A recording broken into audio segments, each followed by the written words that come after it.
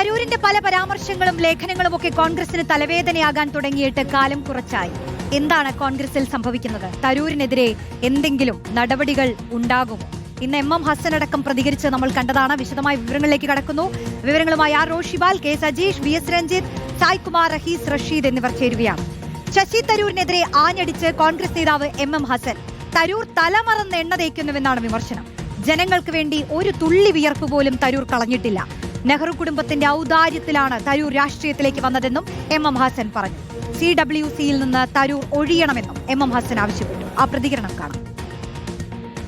വാസ്തവത്തിൽ തലമുറന്ന് എണ്ണ വയ്ക്കുന്ന ഒരു പ്രവൃത്തിയാണ് അദ്ദേഹത്തിന്റെ ഭാഗത്തു നിന്നുണ്ടായത് എന്ന് പറയുമ്പോൾ എനിക്ക് പറയാൻ തന്നെ വാസ്തവത്തിൽ ഖേദമുണ്ട്.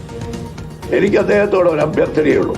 കാരണം നെഹ്റു കുടുംബത്തിന്റെ ഔദാര്യത്തിലാണ് ശശി തരൂർ രാഷ്ട്രീയത്തിലേക്ക് വന്നതും ഈ കാലമാനങ്ങളിൽ ഉണ്ടായിട്ടുള്ളത്. ഞാനും അദ്ദേഹത്തിന് വോട്ട് ചെയ്ത ആളാണ്. ഇവിടെ ഇരിക്കുന്ന എല്ലാവരും ഒന്നാണ്.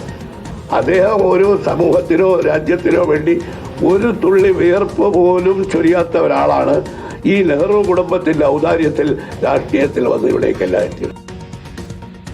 റഹീസ് റഷീദ് ചേരുന്നു. റഹീസ്, ഇത് കുറച്ചു കാലമായല്ലോ ഈ വിവാദങ്ങളൊക്കെ, പലതരത്തിലുള്ള ശശി തരൂരിന്റെ പരാമർശങ്ങളൊക്കെ ഇങ്ങനെ കൂടുതൽ കോൺഗ്രസിന് തലവേദനയായിട്ടുണ്ട്. പക്ഷെ ആ ഘട്ടങ്ങളിലൊന്നും ഇല്ലാത്ത തരത്തിൽ ഇതിപ്പോൾ നെഹ്റു കുടുംബത്തിനെ വിമർശിച്ച ഏറ്റവും ഒടുവിലുണ്ടായ സംഭവത്തിൽ എം ഹസന്റെ ഈ പ്രതികരണം അത് വലിയ ചർച്ചയാവുകയാണ്. ആ വിമർശനം ഇത്തിരി കടുപ്പത്തിൽ തന്നെയാണ്. റോഷ്നി, ഹൈക്കമാൻഡും KPCC നേതൃത്വവുമായി ഇടഞ്ഞു നിൽക്കുന്ന ശശി തരൂരിനെതിരെ ഇത്ര രൂക്ഷമായി ഒരു ഘട്ടത്തിലും കോൺഗ്രസിന്റെ ഒരു നേതാവും പ്രതികരിച്ചിട്ടില്ല. ഇന്ന് ജവഹർലാൽ നെഹ്റുവുമായി ബന്ധപ്പെട്ട പരിപാടി, നെഹ്റുവിൻ്റെ ബന്ധപ്പെട്ട ഒരു അവാർഡ് CPIMന്റെ നേതാവായ ജി സുധാകരന് നൽകുന്ന വേദിയിൽ വെച്ചാണ് ജി സുധാകരനെ കൂടി വേദിയിലിരുത്തി ശശി തരൂരിനെതിരെ രൂക്ഷമായ വിമർശനങ്ങൾ എം ഹസൻ നടത്തിയത്. അതിൽ പ്രധാനമായും പറയുന്ന ഒരു കാര്യം, ജനങ്ങൾക്ക് വേണ്ടി ഒരു തുള്ളി വിയർപ്പ് പോലും പൊടിക്കാത്ത ആളാണ്. അതായത് ഒരു പണിയും എടുക്കാതെ രാഷ്ട്രീയത്തിലേക്ക് വന്നയാളാണ്. നെഹ്റു കുടുംബത്തിന്റെ ഔദാര്യത്തിലാണ് കോൺഗ്രസ് രാഷ്ട്രീയത്തിൽ വന്ന് കോൺഗ്രസിന്റെ പരമോന്നത ബോഡിയായ പ്രവർത്തക സമിതിയിൽ അംഗമായി തരൂരിരിക്കുന്നതെന്ന കാര്യം ഓർക്കണമെന്ന് അദ്ദേഹം പറഞ്ഞു. അതുകൊണ്ട് ജനങ്ങൾ വോട്ട് ചെയ്ത് തിരഞ്ഞെടുത്ത തിരുവനന്തപുരം MP എന്ന സ്ഥാനത്ത് നിന്ന് രാജിവെക്കാൻ ഞാൻ ആവശ്യപ്പെട്ടില്ല. പക്ഷേ പ്രവർത്തക സമിതി അംഗം എന്ന സ്ഥാനത്ത് നിന്ന് തരൂർ രാജിവെക്കണം എന്ന ആവശ്യം കൂടി ഹസൻ ഉന്നയിച്ചു. എന്ന് മാത്രമല്ല, പറഞ്ഞ നിലപാട് തരൂർ തിരുത്തിയില്ലെങ്കിൽ ജനങ്ങൾക്കിടയിലേക്ക് തരൂരിനെതിരെ ഇറങ്ങും എന്ന ഒരു കാര്യം കൂടി ഹസൻ പറയുന്നുണ്ട്. അത് KPCCയുടെ മുൻ പ്രസിഡന്റ് എന്ന നിലയിലല്ല ഇറങ്ങുക, നെഹ്റുവുമായി ബന്ധപ്പെട്ട ഒരു കൂട്ടായ്മയുടെ ചെയർമാനാണ് ഹസൻ. അതിന്റെ പേരിൽ ഇറങ്ങും എന്ന ഒരു പ്രഖ്യാപനം കൂടി എം ഹസൻ ഇന്ന് നടത്തിയിട്ടുണ്ട്. ഇത് കോൺഗ്രസ് നേതൃത്വം കൂട്ടായി എടുത്ത തീരുമാനത്തിന്റെ അടിസ്ഥാനത്തിൽ എം ഹസൻ പറഞ്ഞതാണോ അതല്ല സ്വന്തം നിലയിൽ പറഞ്ഞതാണോ എന്ന കാര്യം വ്യക്തമല്ല. അടുത്ത മണിക്കൂറുകളിൽ അക്കാര്യത്തിലും ഒരു വ്യക്തത വരും. ഒരു പക്ഷേ തരൂർ ഇന്ന് ഹസന് മറുപടി ഇന്ന് തന്നെ നൽകാനുള്ള ഒരു സാധ്യതയും കാണുന്നുണ്ട്. ഓക്കെ, എം ഹസന് പിന്നാലെ ഏതെങ്കിലും മുതിർന്ന നേതാക്കൾ കോൺഗ്രസിൽ നിന്ന് പ്രതികരിക്കുമോ എന്നുള്ളതൊക്കെ നമ്മൾ ഉറ്റുനോക്കുന്നുണ്ട്. നെഹ്റു കുടുംബത്തെ ശശി തരൂർ അധിക്ഷേപിച്ചതിൽ സംസ്ഥാനത്ത് കോൺഗ്രസ് നേതാക്കൾക്ക് കടുത്ത അതൃപ്തിയുണ്ട്. തെരഞ്ഞെടുപ്പ് പ്രചാരണങ്ങളിൽ ശശി തരൂർ പങ്കെടുക്കാത്തതിൽ പ്രവർത്തകർക്ക് അമർഷമുണ്ട്.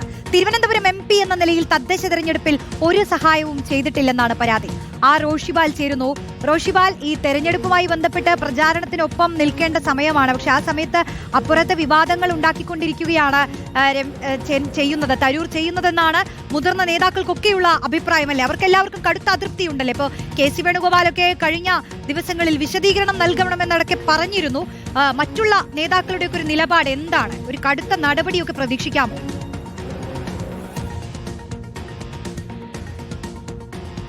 റോഷ്നി, നെഹ്റുവിന്റെ സിദ്ധാന്തങ്ങൾ കോൺഗ്രസ് നേതൃത്വം ഒന്നാകെ പ്രചരിപ്പിക്കുന്ന ഘട്ടത്തിലാണ് നെഹ്റുവിന്റെ കുടുംബത്തെ പൂർണ്ണമായും തള്ളിപ്പറയുന്നത്. അതൊരു കുടുംബാധിപത്യം എന്ന നിലയിലേക്ക് ശശി തരൂർ തള്ളിപ്പറയുന്ന ആ ഒരു സാഹചര്യത്തിൽ തന്നെയാണ് സംസ്ഥാനത്തെ കോൺഗ്രസ് നേതാക്കൾ ഇക്കാര്യത്തിലുള്ള അസംതൃപ്തി പ്രകടിപ്പിക്കുന്നത്. പ്രത്യേകിച്ച് തിരുവനന്തപുരത്തെ MP കൂടിയായ കോൺഗ്രസിന്റെ പ്രവർത്തക സമിതി അംഗം ശശി തരൂർ തന്നെ ഗാന്ധി കുടുംബത്തെ, നെഹ്റു കുടുംബത്തെ തള്ളിപ്പറയുന്നതിനുള്ള ഒരു പ്രതിഷേധം കൂടിയാണ് അവർ അറിയിക്കുന്നത്, പരസ്യമായി പ്രകടിപ്പിക്കുന്നില്ലെങ്കിലും. നേരത്തെ ഈ കാര്യത്തിൽ K. മുരളീധരനും അതിന് പിന്നാലെ M. ഹസൻ അതിരൂക്ഷമായ രീതിയിൽ പ്രതികരിച്ചെങ്കിലും മറ്റു പല നേതാക്കളും തൽക്കാലത്തേക്ക് പ്രതികരിക്കുന്നില്ല. ഇക്കാര്യത്തിൽ ഹൈക്കമാൻഡ് നിലപാടെടുക്കട്ടെ. കാരണം പല ഘട്ടങ്ങളിലും കോൺഗ്രസിന്റെ നിലപാടിന് വിരുദ്ധമായി നരേന്ദ്രമോദിയെ പുകഴ്ത്തുന്നു. അങ്ങനെ പല തരത്തിൽ കോൺഗ്രസിന്റെ നിലപാടുകളെ തള്ളിപ്പറഞ്ഞിട്ടുണ്ട് ശശി തരൂർ.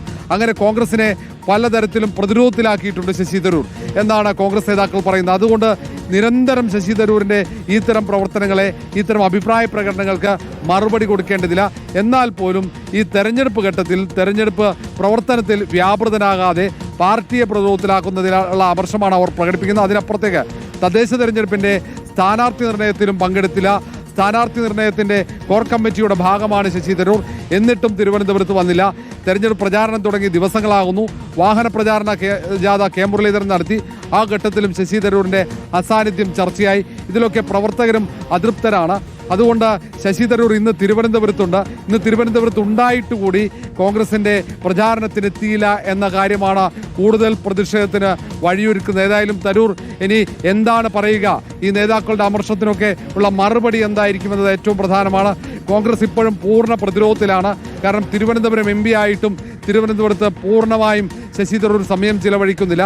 പാർട്ടിയുടെ എല്ലാ പരിപാടികളിലും തരൂർ എത്തുന്നുമില്ല. പ്രധാനപ്പെട്ട പരിപാടികളുമായി സഹകരിക്കാത്തതിലടക്കം എല്ലാ നേതാക്കൾക്കും അസംതൃപ്തിയുണ്ട്. റോഷ്നി. SRO ശിവാലാണ് വിശദാംശങ്ങൾ നൽകിയത്.